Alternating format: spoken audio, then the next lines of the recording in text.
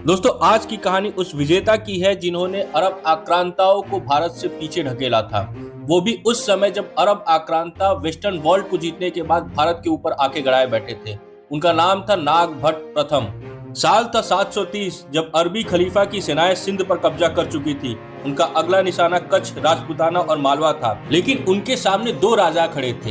एक थे बप्पा रावल और दूसरे थे नागभट्ट। अरबों की सेनाएं दो जनरल जुनैद अल मुरी और तमीन के अगुवाई में जब मालवा की तरफ बढ़ती है तो उनके सामने खड़ा होते हैं नागभट्ट। अरबों की सेना बहुत बड़ी थी, उनके घोड़े तेज थे, वो भाले यूज करते थे और रेगिस्तान में युद्ध करने के आदी थे। दूसरी तरफ नागभट्ट ने आसपास के जो राजा थे उनसे उन्होंने मदद मांगी और एक गठबंधन बनाया।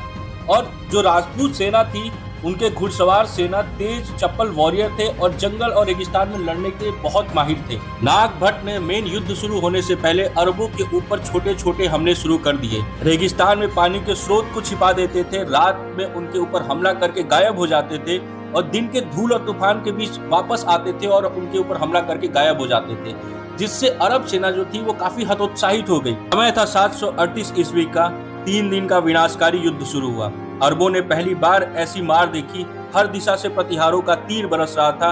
एक के बाद एक उनकी युद्ध सेना की टुकड़ी कटकर अलग हो रही थी और मारी जा रही थी। राजपूतों के इस भीषण युद्ध को देखकर अरब सेना पूरी तरह टूट गई थी और राजपूतों ने पूरे अरब सेना को खत्म कर दिया।